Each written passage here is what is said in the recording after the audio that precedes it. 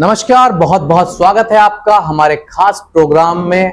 और आज मिर्च संवाद में हमारे साथ आज हमारे खास मेहमान हैं डॉक्टर विकास अग्रवाल जी, जो कि आज हम जनता की ऐसी बात पर हम बात करेंगे, जनता के हेल्थ के बारे में, जो कि लोगों ने करना छोड़ दिया है।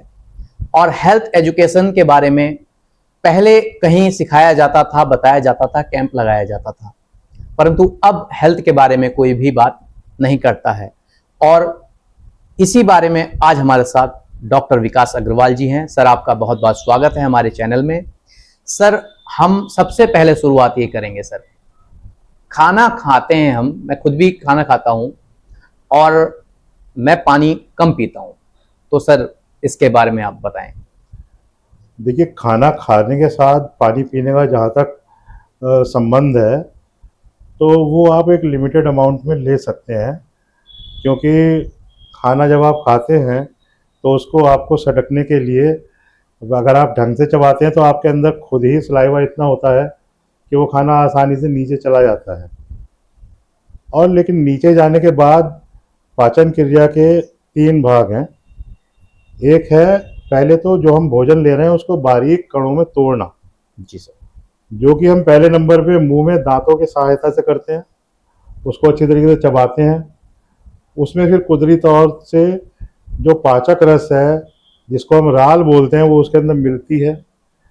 वो भी उसका थोड़ा सा ब्रेकडाउन उस भोजन का मुंह में छोटे टुकड़ों में होने के बाद करती है, और उसको फिर वो सटकने में भी मदद करती है।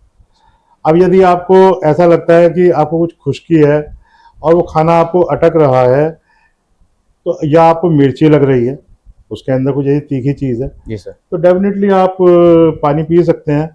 लेकिन मेरा मशवरा ये है और कि हमें ज़्यादा पानी नहीं पीना चाहिए, क्योंकि खाना जाने के बाद नीचे एक स्टमक होता है, जिसको कि हम हिंदी में आमाशय कहते हैं। जी उसके अंदर फिर दूसरी क्रिया स्टार्ट होती है, जिसमें कि जो हमारे पाचक अम्ल होते हैं वो उसमें फिर खाने में मिक्स होते हैं और फिर वो उसका पाचन करते हैं। अगर हम तुरंत ही बहुत सारा पानी पी लेंगे या ठंडा पानी पी लेंगे, तो जो हमारे पाचक रस है वो डाइल्यूट हो जाएंगे, उनका प्रभाव इतना नहीं होगा, और फिर वो भोजन ठीक से पाचन क्रिया उसकी पेट वाले हिस्से में संपन्न नहीं हो पाएगी। और फिर जब वो बिना पचा खाना हाथों में जाएगा तो आपको गैस, खट्टी डकारे और भी जो बहुत सारी समस्याएं हो सकती हैं। इम्पॉर्टेंट बात क्या है कि आपको कभी भी भोजन के साथ पानी आप पिए या ना पिए, अपनी सुविधा अनुसार ले सकते हैं, लेकिन आपको दिन में कम से कम 2-2.5 लीटर पानी अवश्य पीना चाहिए पूरे दिन में। मैं तो अपने मरीजों को एडवाइस करता हूँ कि आप अक्सर ग्लास से पानी पीते हैं, पता चला कि आपने 2 घूंट पिया और ग्लास रख दिया, एक प्रकार से आपके पेट में मात्र 2 घूंट ही पानी गया। जी यदि आप इस बात का रखें कि हमने एक 2 लीटर की बोतल बनाई और उसको हमने सुबह से शाम तक ख़त्म किया, जी और उसके बाद आपको दिन में 3-4 बार यूरिन भी पास हुआ, तब माना जाएगा कि आपके बॉडी में पानी की पर्याप्त मात्रा है। अगर आप पानी कम पिएंगे तो आपके हर चीज़ पर उसका गलत प्रभाव पड़ सकता है। जहाँ तक पाचन की बात है वो मैंने आपको बता ही दी। जी सर, उसके अलावा ब्लड फ्लो में भी यदि आपके पानी कम होता है तो फिर रक्त में थोड़ा गाढ़ापन आ जाता है। तो इस प्रकार से आपको फिर बहुत ड्राइनेस, दिमाग में उलझन और काम का जो आपका करने का कैपेसिटी है वो कम हो जाएगी। तो मेरा मशवरा ये है कि आप अपनी सुविधा अनुसार, ज़रूरी नहीं कि आप प्लेन वाटर ही पिएं, कभी आप शिकंजी भी पी सकते हैं, आपका मन करे आप तरल पदार्थों में लस्सी भी पी सकते हैं, आप चाय भी ले सकते हैं। तो कुल मिला के आप इतना पानी लें, अवश्य लें, कि आपको दिन में 3-4 बार यूरिन अवश्य आ जाए। मतलब लिक्विड वाली चीज। लिक्विड वाली चीज़ आप इतनी लें तो आपको फिर कोई ऐसी स्वास्थ्य संबंधित समस्या नहीं होगी। हाँ, और इस बात का भी ध्यान रखें कि पानी जो है वो डीप बोरिंग वाला ही हो। जी, मैं शुद्ध हो, इसमें मतलब शुद्ध जो पानी। शुद्ध पानी जो 200 फीट वाला बोरिंग होता है, जी जो कि आजकल सरकार ने भी एक बहुत अच्छी योजना बनाई हुई है, जिसमें 200 फीट वाली बोरिंग के पंप लगाए जा रहे हैं जगह जगह पे। आप उन्हीं का पानी का सेवन करें, क्योंकि जो ऊपर के स्ट्रेटा का पानी है जो 25-30 फीट पे है, उसके अंदर बहुत ज़्यादा कंटामिनेशन यानी कि गंदगी आ चुकी है, और वो भी सब मानव जनित ही है। जी। कायदे का नियम ये है कि जहाँ पर भी सेप्टिक टैंक है उसके 15-20 फीट, या एग्जैक्टली मेरे को ध्यान नहीं आ रहा है, हो सकता है मीटर्स में हो, उस परिधि के अंदर कोई हैंड पंप नहीं होना चाहिए। अब आजकल तो हर घर घर में हैंड पंप। सेप्टिक टैंक बना हुआ है, बिल्कुल। तो ऊपर का जो स्ट्रेटा का पानी है वो एडवाइजेबल नहीं है कि आप उसको पिएं। तो शुद्ध पानी पिएं, स्वस्थ रहें। कम से कम 200 फीट नीचे होना चाहिए पानी। हाँ, जो बोरिंग अच्छा होती पानी है। का जो स्टेटा है, आमतौर पे जो गवर्नमेंट की रिकमेंडेशन है, इन लोग का कुछ एक टीडीएस मीटर होता है, उससे नाप के इन्होंने देखा है कि जो 200 फीट नीचे वाला पानी है शुद्ध। उस स्टेटा का वो पानी काफ़ी शुद्ध है, शुद्ध। और उसी पे गवर्नमेंट ज़्यादातर बोरिंग आजकल करा रही है। पुराने ज़माने में कुएं हुआ करते थे, जी। अब वो सब कुओं के स्थान पे भी गवर्नमेंट ने जगह जगह इस प्रकार के हैंडपम्प भी लगवा दिए हैं, जिससे कि पब्लिक को शुद्ध पानी मिले। सर, एक क्वेश्चन और मैं आपसे करूंगा, जैसे कि कहीं कहीं ऐसा होता है कि हम एक ही थाली में खाना खा लेते हैं और फिर उसी गिलास से कोई और पानी पी रहा है और हम भी पी लेते हैं, तो इसके क्या नुकसान है सर, क्या फ़ायदे हैं? देखिए, एक थाली में खाना खाना एक प्यार की या एक अफेक्शन को अवश्य बढ़ाएगा कि भाई हम हमने वाला है, हम प्याला है, लेकिन कोशिश करें कि आप अपना जो बर्तन है वो सबके अलग हों, और अपने आप अलग ग्लास से पानी पीजिए, क्योंकि जब आप अपने होठों से ग्लास को या कप को लगाते हैं तो आप चाहें या ना चाहें आपका जो राल है, जो सलाइवा है, वो उसमें आ ही जाएगा, जी। और उसके अंदर क्या बीमारी ट्रांसमिट होगी आपको, क्या आपको कौन सा बैक्टीरिया प्रभावित करेगा, इसके बारे में नहीं कहा जा सकता। ना ही आप किसी को ये कह सकते हैं कि हम आपका साथ पानी पिए थे इसलिए हम बीमार हो गए, बिल्कुल। क्योंकि फिर आपकी जो सामाजिक स्थिति है वो बड़ी ख़राब हो जाएगी। और सामने वाले का पता नहीं क्या बीमारी है उसके अंदर। हाँ, तो आप जो है कोशिश करें यथासंभव सबको अलग अलग ग्लासों में, अलग अलग बर्तनों में भोजन कराएं, अलग अलग चम्मच से आप खाएं। आपको कभी एक दूसरे की बीमारी जो इस प्रकार से लग सकती है वो नहीं लगेगी।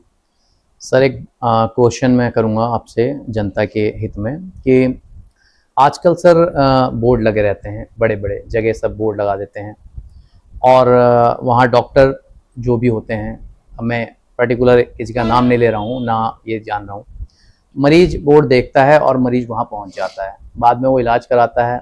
किसी भी चीज़ का डॉक्टर हो, चाहे फिजिशियन हो, सर्जन हो, सर्जन का नाम लिखा होता है, सर्जन वहाँ मौजूद नहीं होते, और कोई भी उसे ऑपरेट करता है, और जनता वहाँ चली जाती है अपना इलाज कराने के लिए। बाद में वो थक जाती है और फिर वो भागती है इधर उधर, और उनका पेशेंट भी ख़त्म हो जाता है। तो सर इसके लिए आप क्या राय देंगे सर? देखिए, मेडिकल प्रोफेशन में ये गवर्नमेंट का नियम है कि आप अपने बोर्ड के ऊपर अपना नाम, डिग्री, रजिस्ट्रेशन नंबर लिखेंगे। अब यहाँ से स्टार्ट होती है, मरीज को भी चाहिए कि जिस समय वो किसी डॉक्टर के पास जाए तो उसके बारे में पहले तो अपने समाज में अन्य अपने मिलने वालों से ही पता करें कि भाई वो जो अमुक डॉक्टर हैं वो क्या वास्तव में डॉक्टरी पढ़े हुए हैं कि नहीं। छोटे शहरों में अक्सर सब लोग एक दूसरे के बारे में जानते ही हैं। तो फिर दूसरी बात यह है कि आप अगर पता नहीं भी कर पाए तो आप जब अस्पताल पर जाते हैं तो वहाँ पर बोर्ड लगा हुआ होता है, आप जिस चिकित्सक से इलाज करा रहे हैं उससे पूछें कि क्या आप वही डॉक्टर हैं जिनका नाम बोर्ड पर बाहर लिखा हुआ है। अगर वो कहते हैं कि नहीं मैं उनका असिस्टेंट हूँ, तो ये आपका अधिकार है, आप कह सकते हैं कि नहीं, मैं आपको नहीं, अपने डॉक्टर को, जो डॉक्टर्स हैं यहाँ पे जिनका नाम लिखा हुआ है अमुक डॉक्टर, मैं उन्हीं से अपना इलाज कराऊंगा, उन्हीं से दवाई लिखाऊंगा। अगर मरीज इस बात पे थोड़ा चौकस रहें तो ये सब माल प्रैक्टिसेस बंद हो जाएंगी। सरकार ने सारे नियम बनाए हुए हैं कि जो भी चिकित्सक प्रैक्टिस कर रहा है वो अपने नाम का, अपनी डिग्री का, कहाँ से उसने डिग्री प्राप्त की है, वो अपना उस पर बोर्ड पे अपना सारा खुलासा करेगा, मेंशन करें। अब इसके बाद तो मरीज की भी, आज के ज़माने में कोई चीज़ ऐसी नहीं है जो कि किसी से छुपाई जा सके बहुत दिन तक। मरीज को इस बारे में प्रयास करना चाहिए और दो चार लोगों से पूछ के पहले तो अस्पताल चूज करे कहाँ जाना है, किसी के कहने पर ना जाए, क्योंकि आजकल ऐसे बहुत सारे लोग आपके समाज में मौजूद हैं जो कि आपको सलाह गलत भी दे सकते हैं किसी वजह से। ये केवल मेडिकल में ही नहीं, अन्य प्रोफेशन में भी है ऐसा कि आपको एक बहुत अच्छे वकील की तलाश है, अब आपको किसी ने बता दिया कि आप वहाँ चले जाइए, आपको, या आप कोई टीचर है, वो बिना पढ़े ही, इतना पढ़ा लिखा नहीं है, और आप उसके यहाँ पर उससे ज्ञान प्राप्त करने चले गए। इसी तरीके से मेडिकल प्रोफेशन है। मेडिकल प्रोफेशन में सबसे बड़ी चिंता इस बात की होती है कि यदि आप कोई गलत कदम इस प्रकार का उठाते हैं तो उसका नतीजा भी आपको तुरंत मिलता है, क्योंकि गलत उपचार से आपका न केवल धन व्यय होता है, आपके स्वास्थ्य की हानि भी हो सकती है। जैसे सर मान लीजिए जो डॉक्टर जिनका बोर्ड लगा रखा है और वो नहीं है, दूसरे डॉक्टर वहाँ बैठे हैं, उन्होंने पर्चा बनाया, मेडिसिन लिख दिया, और जो बीमार पेशेंट है उसके परिवार वाले या उन्होंने वो मेडिसिन ले लिया, तो उसका सर क्या नुकसान हो सकता है? देखिए, नुकसान तो यही हो सकता है कि यदि जो असिस्टेंट वहाँ पर डॉक्टर का रूप बनाकर बैठा हुआ है और वो वास्तव में डॉक्टर नहीं है, उसने आपके मर्ज को समझा ही नहीं, और उसने आपके कहे अनुसार, आपने कहा कि डॉक्टर साहब मुझे बुखार है, एक बुखार की गोली लिख दीजिए, मेरे सिर में दर्द भी है, एक सिर दर्द की गोली लिख दीजिए, एक मेरे को मलहम दे दीजिए। तो इस प्रकार से आपका कोई डायग्नोसिस तो नहीं हुआ, ये तो नहीं पता चला कि आपको क्या मर्ज है।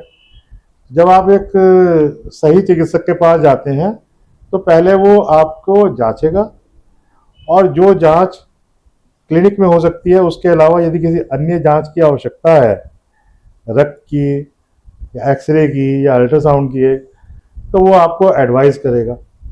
डॉक्टर का भी फर्ज है कि वो मरीज को वही जांचें एडवाइस करे जो उसके निदान में, यानी कि उसके डायग्नोसिस में सहायक हो सके, क्योंकि हर चीज़ में मरीज का पैसा खर्च होना है, और डायग्नोसिस पर पहुंचने के बाद यदि आपका इलाज होता है और ठीक दवाई आपको मिल जाती है तो आपको वही रिजल्ट छोटी जगह पर भी मिलेंगे जो कि आप दिल्ली या मेरठ जाकर भी प्राप्त करते हैं, और वहाँ पर जाकर आपका पैसा भी बहुत खर्च होता है। तो शुरुआत यहीं से होती है कि आप सही डॉक्टर को पकड़ें, और सही डॉक्टर मरीज को सही तरीके से देखे और उसको सही तरीके से एडवाइस करे।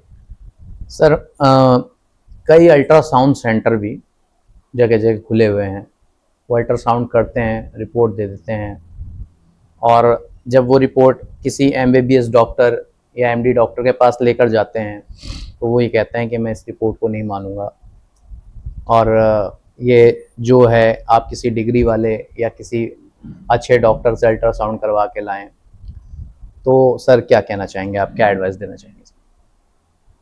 मेरी एडवाइस के अंदर यही है कि अल्ट्रासाउंड जैसा बड़ा काम कोई ऐसा नहीं है कि आपने, जैसे कि आपके किसी पड़ोस के किसी भाई ने आटा पीसने की चक्की लगा ली, या कोई जनरल स्टोर है, सब जनरल स्टोर पर आप लक्स का साबुन अगर मांगेंगे तो आपको लक्स कंपनी का साबुन ही मिलेगा और कुछ नहीं मिलेगा जी।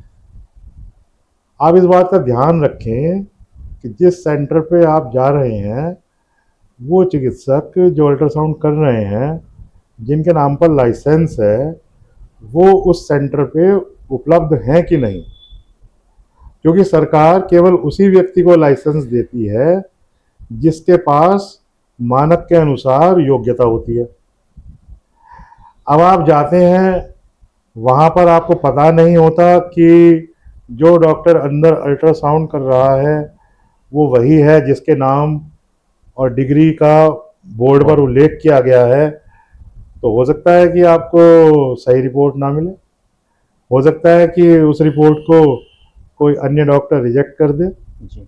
लेकिन यदि आप किसी ऐसे सेंटर में जा रहे हैं जहाँ पे कि स्वयं डॉक्टर जिनके नाम पर लाइसेंस है, जो सरकार से उनके मानकों के अनुसार वहाँ पे कार्य कर रहे हैं, तो आपके साथ कभी भी ऐसा नहीं होगा। हाँ, ये जरूर है कि ओपिनियन में भिन्नता हो सकती है। जी। ओपिनियन में भिन्नता का मतलब ये हुआ कि आपने एक अल्ट्रासाउंड कराया, उसमें डॉक्टर ने देखकर आपको बताया कि आपको गैस और तेजाबियत बन रही है। दूसरे डॉक्टर ने बताया कि नहीं, आपको गैस तेजाबियत नहीं, ये आपको जो साहब है लीवर पे सूजन भी आ रही है। अगर उन्होंने इन दोनों चीज़ों को कहकर मरीज को ये बोलते हैं कि नहीं साहब, ये चीज़ तो इसमें इन्होंने लिखी नहीं, दूसरी रिपोर्ट में लीवर की सूजन बताई है, तो वहीं भ्रमित हो जाता है। तो वहाँ पे मरीज भ्रमित हो जाता है। ये सब चीज़ें आपस में मिली जुली ही होती हैं, इनसे मरीज को भ्रमित नहीं होना चाहिए। लेकिन अगर फिर वही बेसिक बात है, जिसके नाम पर लाइसेंस है, जिसको ये गवर्नमेंट ने मानकों के अनुसार कार्य करने की, अल्ट्रासाउंड करने की अनुमति दी है, अगर वो वहाँ पे अल्ट्रासाउंड कर रहा है तो आप निश्चिंत होकर अपना अल्ट्रासाउंड करा सकते हैं। वरना अगर कहीं भी कराते हैं तो उसका नुकसान भी भुगतना पड़ता है। बिल्कुल हो सकता है, क्योंकि सभी प्रोफेशन में आजकल रेफरल का सिस्टम बहुत ज़्यादा चल गया जी और ये ओपन सीक्रेट है, हर आदमी जानता है। बिल्कुल सर, कमीशनबाजी बहुत चल रही है इस टाइम। हो सकता है कि उसने किसी अपने कमीशन, मोटे कमीशन की वजह से आपको किसी ऐसे सेंटर पर रेफर कर दे जहाँ पे कि वास्तव में डॉक्टर है ही नहीं, उपलब्ध ही नहीं है। जी। और ये भी हो सकता है कि यदि आप उसकी बात ना माने और आप सही जगह अल्ट्रासाउंड करा के ले जाएं, तो वो आपसे कहे कि नहीं साहब, हम इस रिपोर्ट को नहीं मानते, ये तो साहब गलत है। सर, आजकल के युवा जो हैं वो जिम जाना बहुत ज़्यादा पसंद करते हैं, और जिम जाते हैं उसके बाद वो प्रोटीन वगैरह बहुत, वहाँ से जो प्रोटीन मिलता है वो बहुत उसका सेवन कर रहे हैं। उनके लिए सर क्या आप मैसेज देना चाहेंगे, क्या बताना चाहेंगे? मैंने भी यहाँ पे 1-2 महीने जिम ज्वाइन किया नगीना में, और उस दौरान मैंने भी देखा कि जितने युवा वहाँ पर आ रहे थे सब लोग प्रोटीन पाउडर का सेवन करते हैं। और ऐसे भी केसेस हमारे पास क्लिनिक में आते हैं जो हमें बताते हैं कि साहब, मेरे को प्रोटीन पाउडर लेने से किडनीज मेरी ख़राब हो गई थी, मेरा जो ब्लड के अंदर यूरिया और क्रेटिनिन लेवल है वो इतना बढ़ गया था कि मेरे को डायलिसिस तक कराना पड़ा। तो इस बारे में मेरा तो मशवरा ये है कि जो आपकी नेचुरल डाइट है, जो आप घर पे खाते हैं, आप उसी तक सीमित रहें, उसी को भली सफाई से बनवा के चबा के खाएँ। निश्चित रूप से आपकी बॉडी पुष्ट होगी। और इन बाहर के जो केमिकल युक्त प्रोटीन वाले पदार्थ या और हो सकते हैं, इसके बारे में मैं कुछ कहना नहीं चाहूँगा। मेरी तो सलाह ये है कि आप ना ही लें तो बेहतर है। सर, आपने प्रोटीन की बात कही तो एक जनता के लिए एक क्वेश्चन मैं आपसे और करूँगा।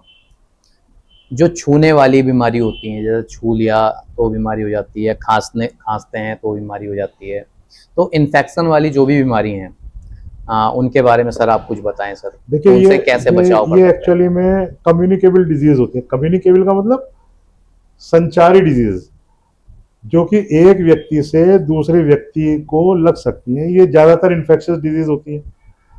अब इन्फेक्शन फैलने के भी 4-5 तरीके हैं।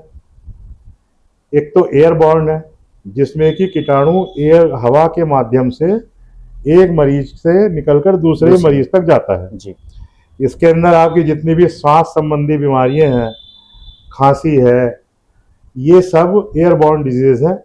इसके अंदर जब आप छींकते हैं तो एक तरीके का एक फाइन ड्रॉपलेट इन्फेक्शन का फव्वारा आपके नाक से और मुंह से निकलता है, और उसकी जद में जो भी लोग हैं वो बैठे हैं, सांस लेंगे तो नेचुरली वो अंदर जाएगा और वो कीटाणु वहाँ पर जाने के बाद अपने आप को स्थापित करेगा। वो तुरंत तो बीमार नहीं होंगे, क्योंकि हर बीमारी का एक इंक्यूबेशन पीरियड होता है जिसके अंदर बैक्टीरिया, कीटाणु बॉडी के अंदर जाके अपने आप को मल्टीप्लाई करता है, फिर आपको उसके लक्षण 8-10 दिन बाद दिखाई देंगे। दूसरा रूट होता है वाटर बॉर्न, मतलब कि जो पानी की गंदगी से फैलने वाली बीमारियां हैं जी। इसके अंदर विशेष तौर पे सब्जियां और जो आपके खाना पीना बनाने वाला व्यक्ति है जी या आप उसमें कैसा पानी इस्तेमाल कर रहे हैं, इस पे बहुत ज़्यादा निर्भर करता है। हम आजकल देखते हैं कि काफ़ी खेतों के अंदर नाले का पानी पंप से लोग लगाते हैं। जी अब वो शहर का नाला है, उसके अंदर वो सोचता है किसान कि इसके अंदर बहुत सारे जो है खाद हैं। न्यूट्रिएंट सब्जी में फ्री में खाद लग खाद लग जाएगी, जाएगी। लेकिन साथ में बीमारी कीटाणु भी आ सकते हैं। तो इसलिए इनसे बचने के लिए आपको चाहिए कि आप जो भी फल सब्जी अपना घर में आती है आपके, उसको आप अच्छी तरीके से धोएं। प्रयास करें कि ज़्यादातर आप प्रेशर कुकर में बनाएं, और ख़ास तौर पे जो पत्ते वाली सब्जियां हैं जैसे धनिया है, पुदीना है, या जो मिट्टी में पैदा होने वाली चीज़ें जैसे मूली है, गाजर है, जी इसको बहुत सफाई से धो के, छील के और तभी खाएं। दूसरी बात यह है कि वेक्टर बॉर्न बहुत सारी डिजीज़ हैं, उसमें आपके मक्खी द्वारा फैलने वाली बीमारी है।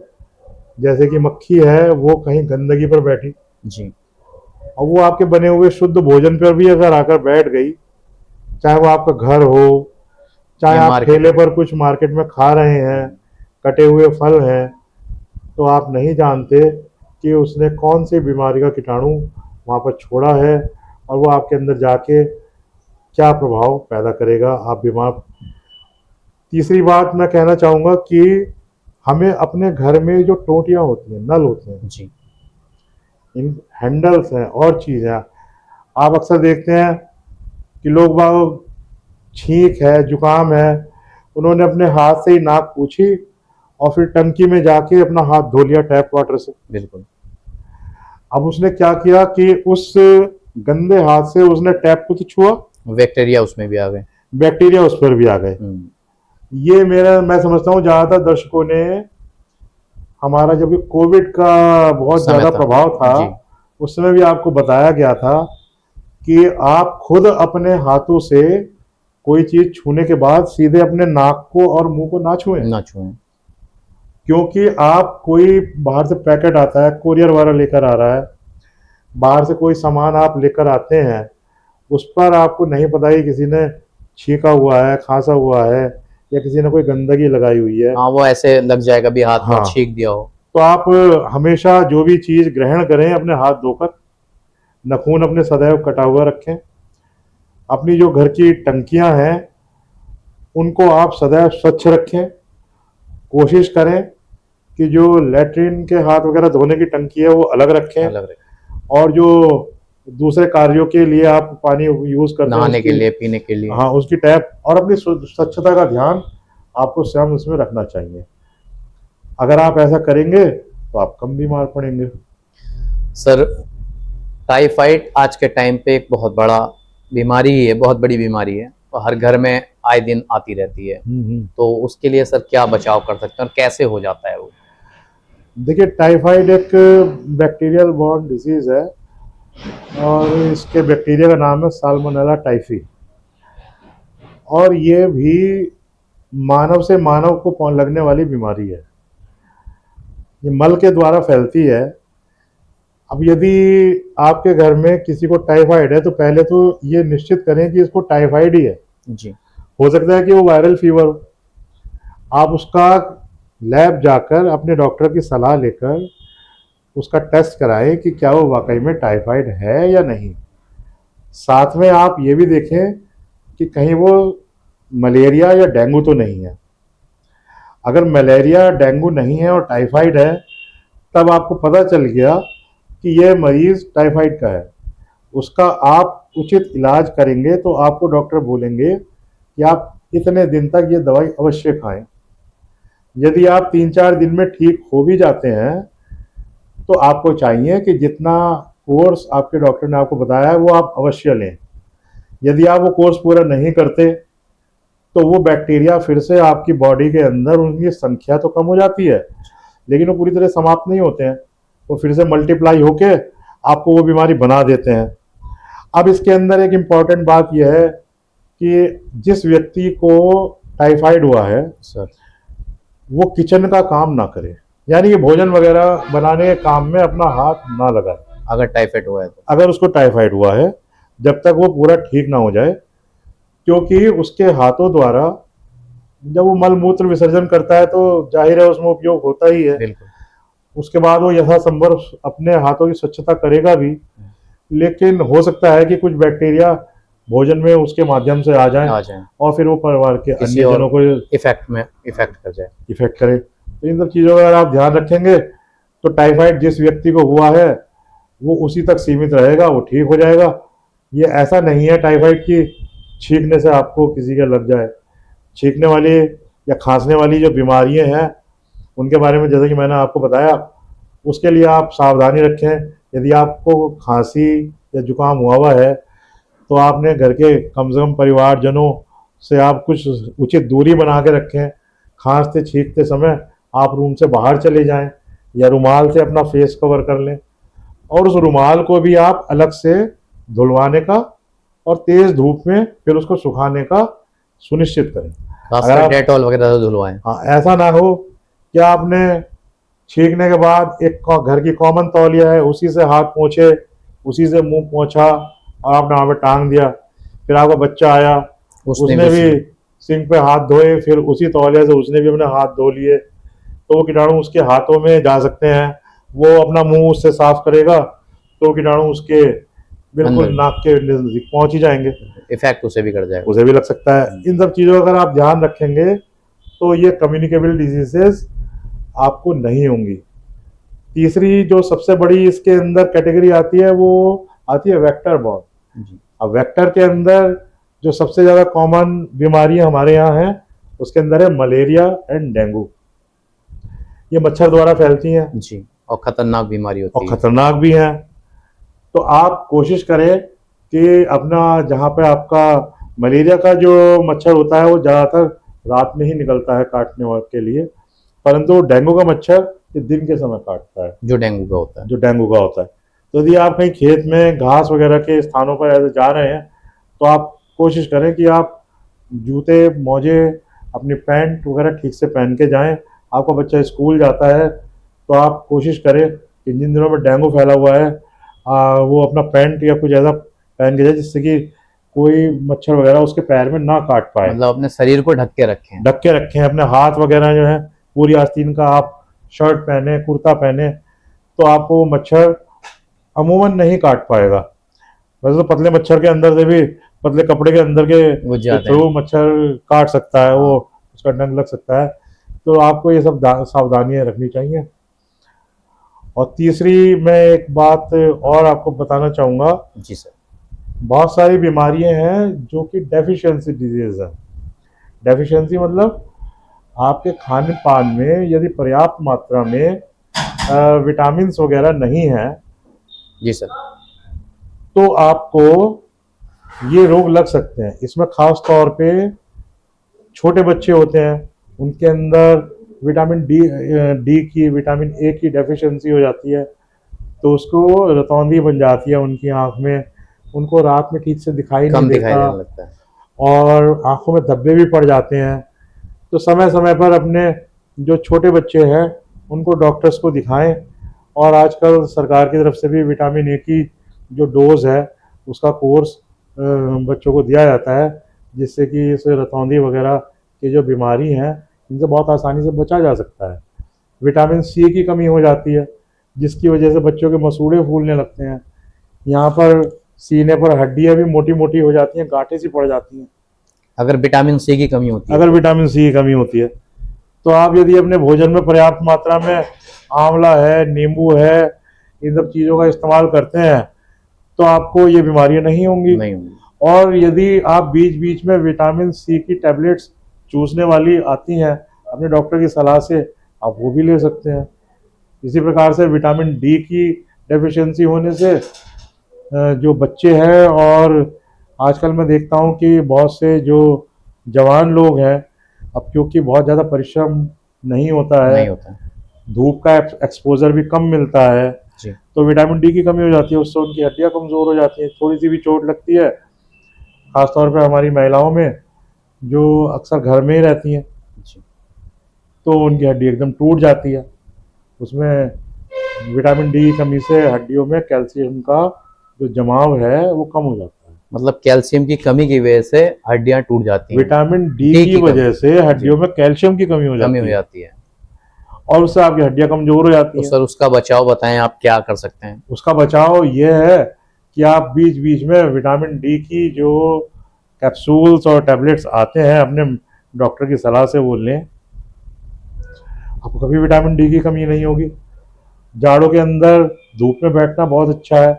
हमारी जो स्किन है जी, ये विटामिन डी का स्वयं निर्माण कर सकती है। अगर धूप में बैठ अगर हम लोग 1-2 घंटे धूप में बैठे हैं, अब पुराने ज़माने में लोग बाग किसान थे, वो खेत में काम करते थे, अक्सर वो सिर्फ धोती पहनते थे, बिल्कुल। तो उनको कम से कम विटामिन डी की कमी नहीं होती थी। और कोई वेक्टर बॉर्न डिजीज हो जाए, मच्छर काट ले, कुछ और हो जाए, लेकिन क्योंकि त्वचा का एक्सपोजर बहुत ज़्यादा धूप से होता था, तो विटामिन डी की कमी पहले के लोगों में नहीं होती थी। जी, लेकिन अब जो लाइफ स्टाइल चेंज हुआ है, इसके अंदर सब लोग कार्यालय में काम करने वाले हो गए, या जो दुकान में काम करने वाला है, या जो अपने क्लिनिक में या ऑफिस में बैठ के काम कर रहा है, या घर की गृहिणी है जिसको धूप में जाने का मौका ही नहीं मिलता, आजकल एसी लगा के बैठे रहते हैं, घर पे रहते हैं। जी, तो उसमें विटामिन डी की कमी हो सकती है। और लोग आजकल फिर वो एक डेंसिटी मीटर वाली मशीन आती है, उस सबने हड्डी की जब जांच कराते हैं जी, तब उनको पता चलता है कि भाई आपके अंदर तो कैल्शियम की कमी है। वो विटामिन डी की कमी से होता है। वो विटामिन डी की कमी से होता है। और अपने भोजन में आप पर्याप्त मात्रा में यदि सब्जी और या एग्स और ये सब चीज़ ले रहे हैं और ठीक ठाक आप काम वगैरह भी करते हैं, चलना फिरना भी आपका है, तो प्राकृतिक रूप से आपका भोजन ही वैसे तो इन सब बीमारियों को दूर कर सकता है। ज़्यादातर जो ये डेफिशिएंसी डिजीज़ है, ये तो हमारी किचन के अंदर उपलब्ध खाद्य सामग्री से भी दूर हो सकती है। भाई इसकी नॉलेज होनी जरूरी है। जी सर, एक टाइफाइड मैंने जब आपसे शुरू में ही पूछा था, उसका बचाव क्या हो सकता है? अगर मान लीजिए हमें दिख रहे हैं कि शायद टाइफाइड मुझे होने वाला है, ऐसा लगने लगे। वैसे तो देखिए, अगर आपको ऐसा लग रहा है कि आपको टाइफाइड होने वाला है, तो ऐसा कोई पैमाना नहीं है कि आप ये कह सकें मेरे को टाइफाइड ही होने वाला है। जी बिल्कुल। आप ये कह सकते हैं कि मुझे बुखार आ रहा है। उसको कहते हैं कि पायरेक्सिया ऑफ अननोन ओरिजिन, किस वजह से है वो नहीं पता। तो ज़्यादातर जो वायरल बुखार होते हैं वो सेल्फ लिमिटिंग होते हैं। उनका अगर आप बहुत ज़्यादा ट्रीटमेंट ना भी करें, उसमें आप एंटीबायोटिक ना भी खाएं, तो 6-7 दिन में वो स्वयं ठीक हो जाते हैं, क्योंकि बॉडी की जो अपनी इम्यून शक्ति है वो उसको ठीक कर लेती है। लेकिन यदि आप अपने आप को शुरू में टेस्ट ही करा लेते हैं, लेकिन इसमें एक भी यहाँ पे भी एक बात ध्यान रखने की है कि पहले दिन आपको बुखार आया तो उस दिन आपका टाइफाइड वाला टेस्ट निगेटिव भी आ सकता है। अच्छा, अगर पहले दिन आया तो? हाँ, अगर आज ही आपको बुखार आया है और आज ही आपने जाके टाइफाइड का टेस्ट करा लिया लैब में, तो लैब वाला आपको हो सकता है कि नॉर्मल रिपोर्ट दे दे। और ये बात सही है सर। आप मान लीजिए अभी मैंने आपसे क्वेश्चन किया था कि तमाम बोर्ड लगा के बैठे हुए हैं और डॉक्टर वहाँ वो नहीं मिलते हैं, तो जब पेशेंट वहाँ जाता है इलाज के लिए तो सबसे पहले वो टेस्ट के लिए लिखता है, क्योंकि उस पर कमीशनते हैं कि आप जाइए। और लैब वाले भी कई ऐसे हैं कि उस पर डॉक्टर के हिसाब से रिपोर्ट बनाकर भेजते हैं सर। इस तरह का कई जगह मामला सामने आया। देखिए, मैं तो सर पहले दिन ना करा के टेस्ट, या जैसे आपने बताया कि पहले दिन निगेटिव भी आ सकता है, तो सर एक तो किन डॉक्टर के पास जाना चाहिए ये चेक कराने के लिए, और कब जाना चाहिए सर? देखिए, आप जिस डॉक्टर के पास भी जाए पहले उसकी तहकीकात कर लें। यदि आप तहकीकात नहीं करते, उसके बोर्ड पे क्या डिग्री लिखी हुई है उसकी आप तहकीकात नहीं करते कि इसका क्या अर्थ है, या कोई फर्जी डिग्री है, तो उसके तो आप स्वयं ही जिम्मेदार हैं। कोई सरकार, कोई पुलिस आपको ऐसे व्यक्ति से नहीं बचा सकती जिसके पास आप स्वयं चल के जाते हैं और उससे अपना उपचार कराते हैं। तो ये जिम्मेदारी आपकी स्वयं की भी है कि आप कुछ पैसों के लालच में किसी ऐसे क्लिनिक पर ना चले जाएं जो कि संदिग्ध है। और संदिग्ध का मेरा मतलब ये है कि आजकल समाज में सबको पता होता है कि कौन क्वालिफाइड है, कौन क्वालिफाइड नहीं है। आप जाके केमिस्ट से भी कह देते हैं कई बार कि अरे भाई मेरे को जरा दवाई दे दो, सर बुखार में आ रहा दर्द है। है, बुखार है। तो ये आपकी अपनी चॉइस है। आप फिर उस मरीज को ठीक ना होने पर केमिस्ट को ब्लेम देने लगे, उसके सिर हो जाएंगे तूने मुझे कैसी दवाई दे दी। कभी कभी केमिस्ट दे देता है मेडिकल से लेके भी, और लोग ठीक भी हो जाते तो हैं, तो उसमें भरोसा हो जाता है। गलती किसकी है? वैसे आप समझदार हैं, आपको नेता भी ईमानदार चाहिए, आपको दूध में पानी भी नहीं चाहिए, और आप खाने पीने में भी चाहते हैं शुद्ध कि चाहिए। कोई गंदगी ना हो। लेकिन आप ध्यान नहीं रखते हैं कि जहाँ पे वो सब्जी वाला बैठा है वो गंदगी के पास तो नहीं है, घर पे लाके आप सब्जी धोते नहीं।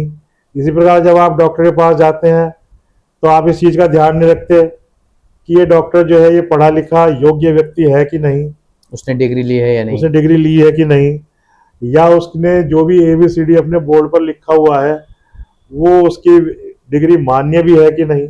स्वयं वो डॉक्टर बैठे और मैं कहता हूं कि अगर उसने अपने आप को MBBS MD भी लिखा हुआ है जी।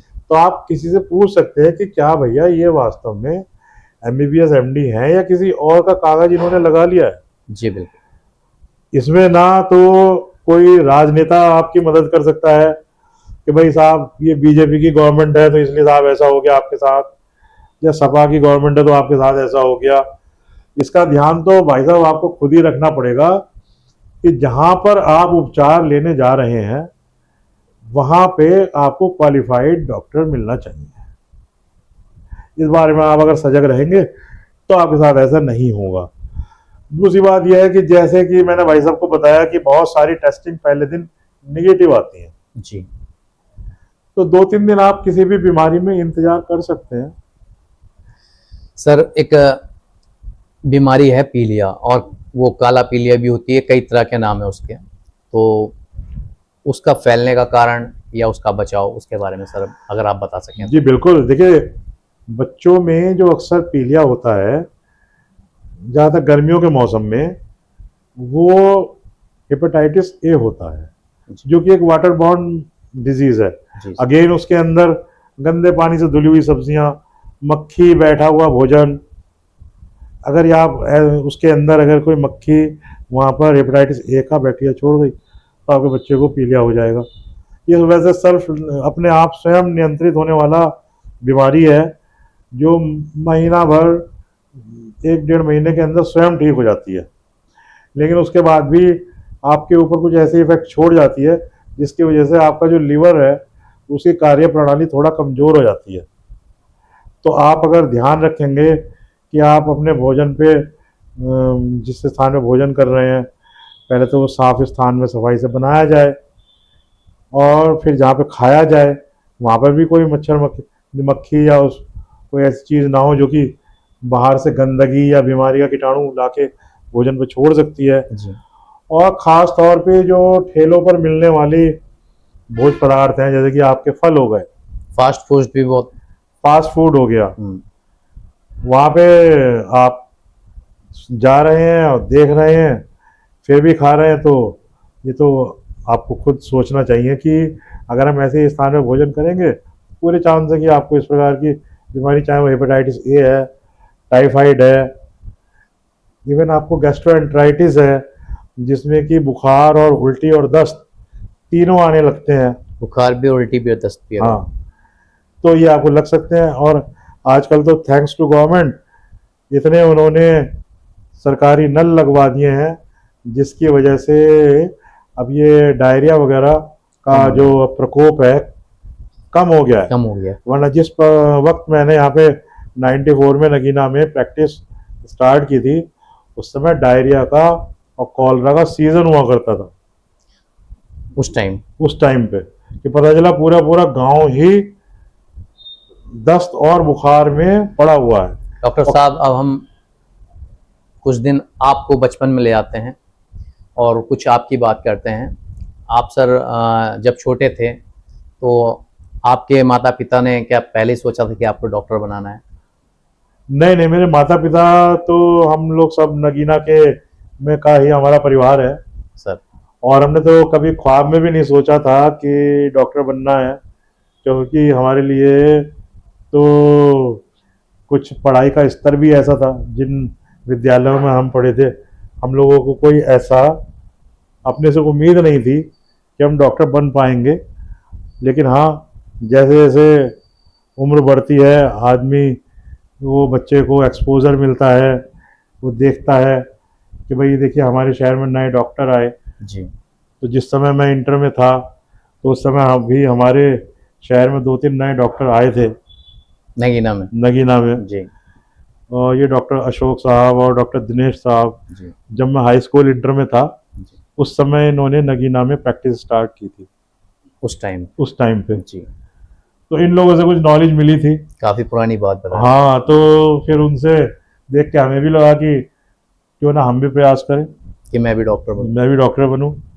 फिर पता चला कि इसका एक कंपटीशन होता है। उस ज़माने में तो ऑनलाइन कुछ भी नहीं था, जी। फॉर्म भी मेरठ से मंगवाना पड़ता था, अच्छा, खुद ही जाना पड़ता था खुद ही जाना पड़ता था, या बस वाला जाता था उससे रिक्वेस्ट करते थे कि भाई फॉर्म ले आना हो। कि भाई एक फॉर्म ले आना CPMT का। हाँ, कि हम भी डॉक्टर बनना चाहते हैं, फॉर्म भरेंगे। हाँ, तो उस ज़माने में तो हर आदमी मजाक ही उड़ाता था कि देखिए साहब ये डॉक्टर बनेंगे। हाँ बिल्कुल। लेकिन भगवान की कृपा, सरस्वती माता की कृपा, गुरुजनों का आशीर्वाद, हम इस लायक बने कि हम आपकी सेवा कर पाए। तो सर आपने कहाँ से MBBS वगैरह, आपने डिग्री वगैरह जो मैंने MBBS किया प्रयागराज से। वहाँ पर एक बहुत अच्छा मेडिकल कॉलेज है, मोतीलाल नेहरू मेडिकल कॉलेज। जी। वहाँ सिलेक्शन के बाद मेरे को वहाँ पे एडमिशन का चांस मिला, जहाँ से कि मैंने MBBS किया। और MBBS करने के बाद हम 2 भाई हैं। मेरे पिताजी हमेशा कहा करते थे कि तेरा छोटा भाई इंजीनियरिंग में चला गया है, उसके लिए तो नगीना में आने का कोई स्कोप ही नहीं है, नहीं, लेकिन तू नगीना में जरूर आना, नगीना में ही रहना है, नगीना में ही रहना, यहाँ की जनता की सेवा करनी है। यहाँ की जनता की सेवा करनी है, और कम से कम एक बच्चा हमारा हमारे साथ रहेगा। साथ रहे। सर ये आपका क्लिनिक जो है ये किस जगह पर है और आप किस किस चीज़ की सुविधा देते हैं सर, थोड़ा सा हमारे दर्शकों को बताएं। मेरा नाम डॉक्टर विकास अग्रवाल है और मेरा जो क्लिनिक है ये विकास हॉस्पिटल के नाम से है। और ये रामलीला ग्राउंड जो नगीने का है, जहाँ दशहरा मेला लगता है, उसके ठीक सामने मौजूद है। सन 2004 से हम इस स्थान पर अपनी सेवाएं दे रहे हैं। और जब मैंने यहाँ पे ये हॉस्पिटल स्टार्ट किया था तो मेरा जो थिंकिंग थी वो ये थी कि मरीज़ को एक ही स्थान पर उसको डायग्नोस्टिक सुविधाएं भी मिले, उसको ट्रीटमेंट भी मिले, और सही समय पर उसका उपचार हो जाए। और यदि उपचार संभव नहीं है तो उसे सही समय पर रेफरल मिल जाए कि आप यहाँ नहीं वहाँ चले जाइए। बिल्कुल सही बात पता चल जाए, सही बात पता चल जाए। यदि उसका इलाज यहाँ पर संभव है तो उसका इलाज हम और निदान हम यहीं कर दें, और यदि यहाँ पर संभव नहीं है तो हम उसको कहीं बाहर भेज दें। क्योंकि उस ज़माने में मैं अक्सर देखता था कि इस प्रकार के काफ़ी केसेस होते थे जी। जिसमें कि डॉक्टर और मरीजों के बीच में झगड़ा हो जाता था, और उसके अंदर मरीज कहता था कि आपने हमें साहब बताया नहीं, आपने हमें बाहर जाने नहीं दिया, नहीं तो हम अपना इलाज सही जगह करा लेते, बच जाता हमारा मरीज। हाँ, तो मैंने इसी डॉक्ट्रिन को ध्यान में रख के यहाँ पे एक सुविधा स्टार्ट की। तो मेरे पास, मैं ये तो नहीं कहूँगा मेरे पास कोई बहुत ज़्यादा हाई फाई सुविधाएं हैं, लेकिन हाँ जो प्राइमरी डायग्नोस्टिक सुविधाएं होनी चाहिए, जैसे कि क्लिनिकल पैथोलॉजी लैब, जी। दूसरा एक्सरेज, तीसरा ECG, जिसके द्वारा जो हृदय की बीमारियां हैं उनके बारे में हम पता कर सकें और मरीज को सही समय में जानकारी दे सकें। और उसके बाद अल्ट्रासाउंड, इसकी सुविधा हमने यहाँ पे मरीजों को उपलब्ध कराई हुई है, अन्य जगह से कम रेट पर भी है। और जो मरीज नहीं कराना चाहता उसको हम कोई विशेष जोर भी। तो जैसे सर आपका है नगीना में एक हॉस्पिटल भी है, तो आप अल्ट्रासाउंड भी करते हैं, इसका सर क्या महत्व है, इस पे कुछ प्रकाश डालें सर। अल्ट्रासाउंड तो एक बहुत ही इम्पोर्टेंट नॉन इन्वेजिव टूल है। नॉन इन्वेजिव का मतलब कि आपके शरीर की बिना चीर फाड़ किए भी हम अंदर के अंगों के बारे में जानकारी प्राप्त कर सकते हैं और पता लगा सकते हैं कि क्या आपको कोई ऐसी बीमारी है जिसमें कि आपको ऑपरेशन की ज़रूरत पड़ेगी, या कोई ऐसी बीमारी है जिसके लिए दवाई का उपचार ही काफ़ी रहेगा। तो ये कन्फ्यूज़न नहीं रहता कि इसको हम मेडिकली ट्रीट करें या सर्जन के पास भेजें। जी। तीसरा जो इसका सबसे बड़ा फायदा है वो ऑब्स एंड गायनिक्स के केसेस में है। बहुत सी महिलाएं हैं, उनको शक रहता है कि पीरियड टाइम पर नहीं आ रहे, तो उनको कोई रसौली तो नहीं हो गई या अधिक स्राव हो रहा है, तो कोई ऐसी बीमारी तो नहीं है। जी। तो कोई भी अगर ये मशीन ना होती तो वो उसको कोई वहम में डाल सकता था। उसका अनुचित इलाज उसको ले रहा है 6-6 महीने से, पता चला कि कोई छोटी मोटी बीमारी थी जो कि अब इतना विकराल रूप धारण कर लिया उसने, सीधा अब जान पे बनाई। इसी प्रकार से जो गर्भवती महिलाएं, जी सर। उसमें इसका बहुत बड़ा रोल है। न केवल इससे ये पता चलता है कि गर्भ अपने स्थान पे ठीक है कि नहीं, उसका वृद्धि ठीक हो रही है कि नहीं, उसका वजन कितना है, उसका हृदय गति कितनी है, उसके पैदा होने की उम्मीद कब तक है, बल्कि इससे ये भी पता चलता है कि उस गर्भ में कोई ऐसी कमी तो नहीं है जिसके चलते वो बीच में ही या तो गर्भपात कर दे, जी। या उसके अंदर कोई ऐसा डिफेक्ट हो जिसको कि हम कहते हैं कि कंजेनाइटल डिजीजेस या डिफॉर्मिटी, जिसकी वजह से वो अपना जीवन आगे चला ही नहीं सकता, पैदा होते ही घंटे 2 घंटे में उसकी मृत्यु हो जाए। साधारण भाषा में सर थोड़ा सा आप दर्शकों को बताएं। हाँ, मैं इसके बारे में, जैसे बहुत कॉमनली हम नगीना के अंदर ये देखते हैं, साल में 8-10 केसेस तो ऐसे आ ही जाते हैं जिनमें कि गर्भावस्था के गर्भ का ब्रेन ही नहीं बना होता, सर ही नहीं बना होता, पूरा शिशु होता है अंदर, जी। हाथ पैर हृदय धड़ छाती पेट सब चीज, परंतु सर नहीं होता, उसका सर ही नहीं होता। और उस बच्चे की ग्रोथ भी ठीक होती है, पूरा 9 महीने वो बड़ा भी होगा और पैदा भी हो जाएगा, लेकिन पैदा होते ही वो खत्म हो जाएगा, उसका कोई उपचार भी नहीं है, क्योंकि उसके अंदर कोई, जब दिमाग बना ही नहीं, ऊपर सर की जो हड्डी है वो बनी ही नहीं, तो वो जीवन में का सरवाइव कैसे करेगा, मतलब जीवित कैसे रहेगा। या बच्चे के दिमाग में पानी का भर जाना जिसको हाइड्रोसिफेलस कहते हैं, जी। या बच्चे का हाथ या पैर ना होना, तो ऐसी बहुत सारी चीज़ें होती हैं। यदि इसको फर्स्ट ट्रिमेस्टर में डायग्नोस हो जाता है ये, जी। तो महिला को अगर ये पता चल जाता है तो मेडिकली उस प्रेगनेंसी को टर्मिनेट कराया जा सकता है, क्योंकि ये ना तो बच्चे के हित में अच्छा है ना उस महिला के हित में अच्छा है। कि उसने जन्म भी दिया और बच्चा भी एक्सपायर हो गया। जी। तो आज ये सुविधा आपके पास है, आप अल्ट्रासाउंड कराते हैं, आपको पता चल जाता है कि आपके बच्चे की ग्रोथ ठीक है कि नहीं, उसके अंदर कोई ऐसा डिफेक्ट तो नहीं है जो कि वो उसको उसके सर्वाइवल में बाधा डालेगा।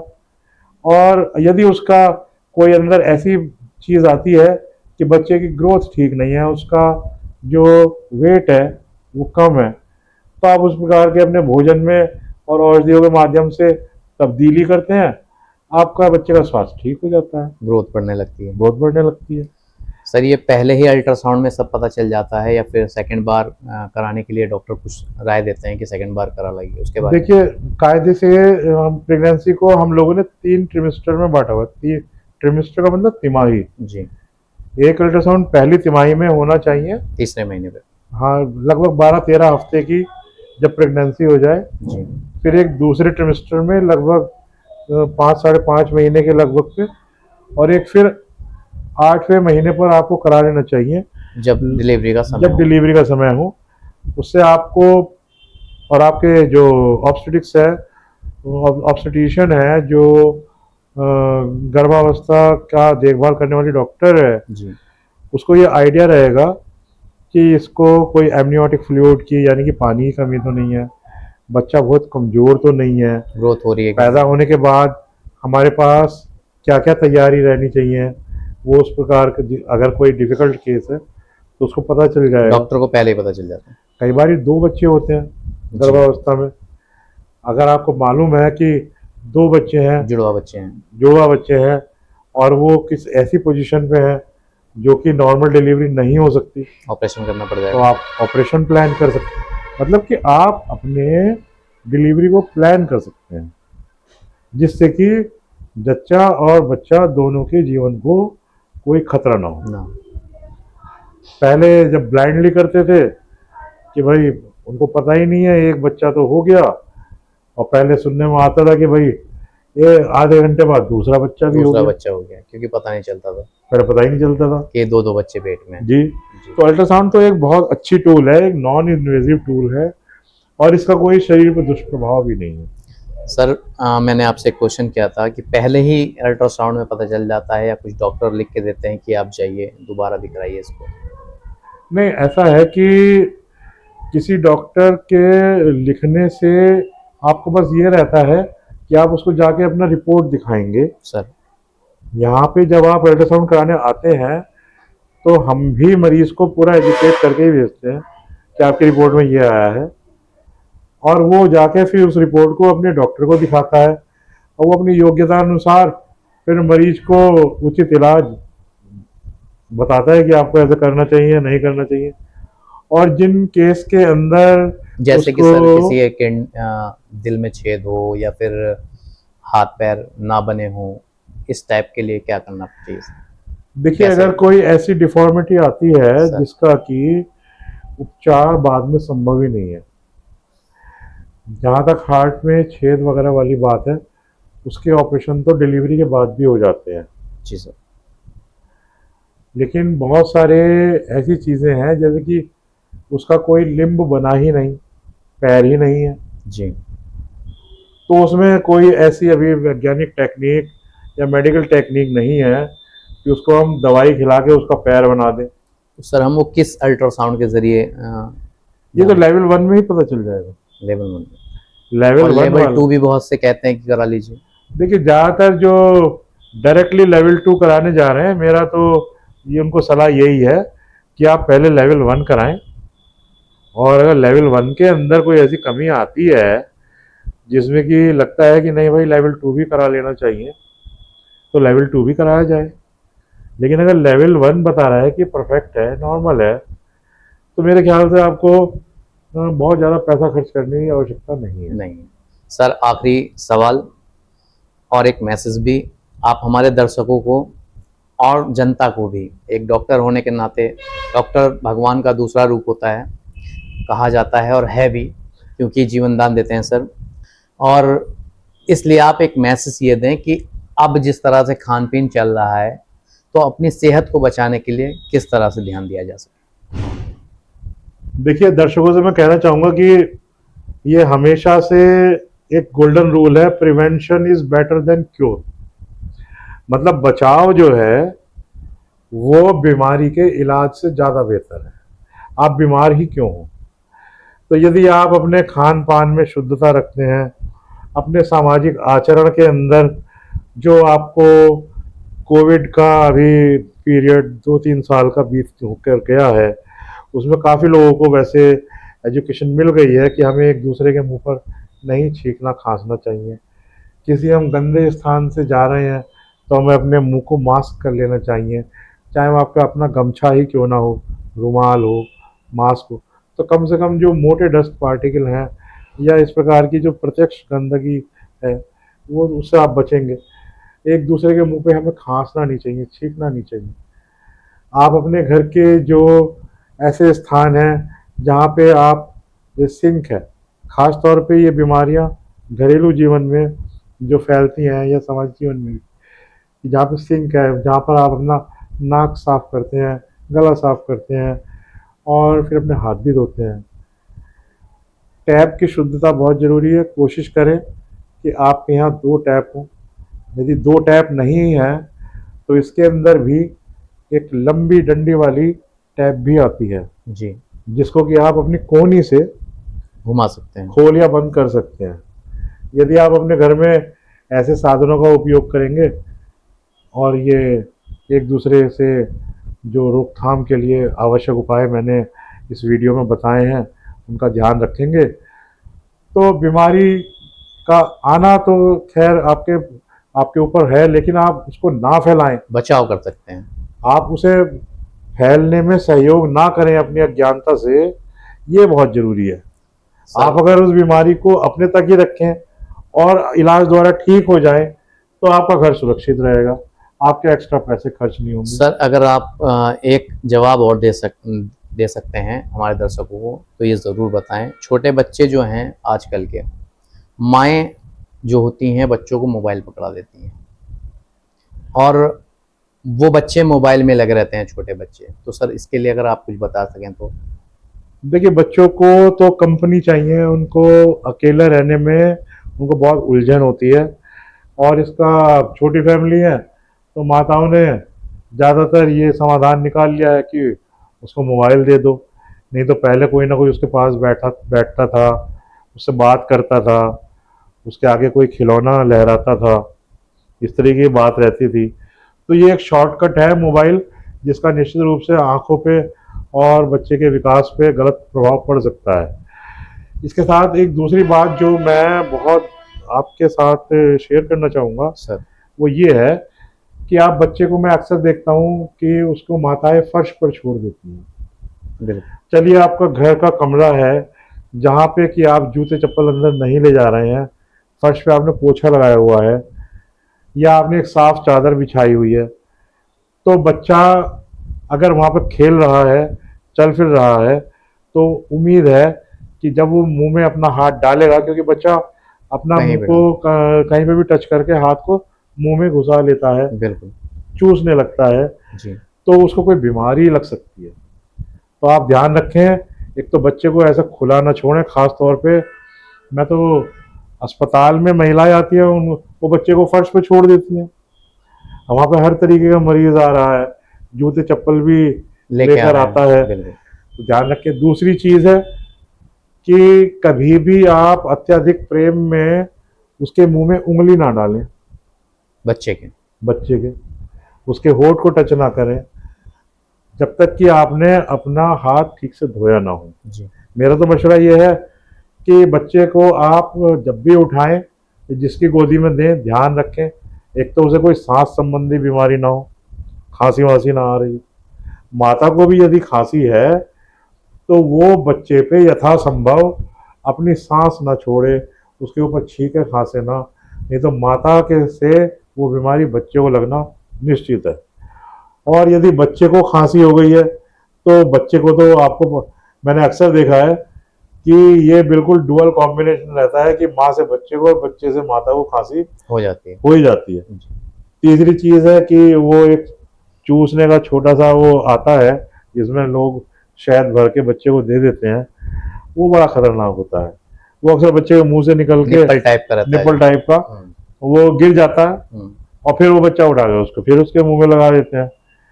तो उससे क्या होता है कि बच्चे को अक्सर उसका पेट खराब ही रहता है, बीमारी हो जाती है। बीमारी हो जाती है। और शुरू के 6 महीने बच्चे को जितना संभव हो माँ अपना ही दूध पिलाए, कोई ऊपर का दूध या जो डब्बा वाले दूध आ रहे हैं ये ना दें, क्योंकि गाय का दूध उसके बच्चे के लिए बना है जी।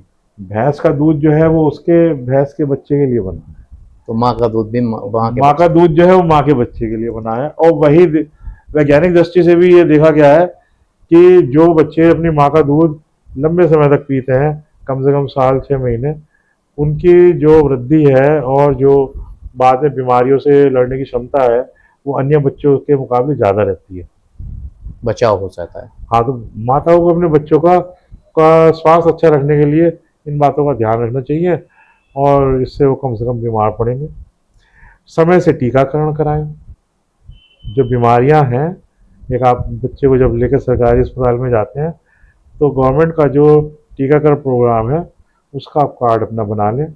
उसके अंदर जो टीके हैं वो टाइम से लगवाएं। BCG है, DPT है, हेपेटाइटिस B है, ये ऐसी बीमारियां हैं इनका बहुत सरलता से इलाज होता है और सरकार की तरफ से निःशुल्क लगाए जा रहे हैं।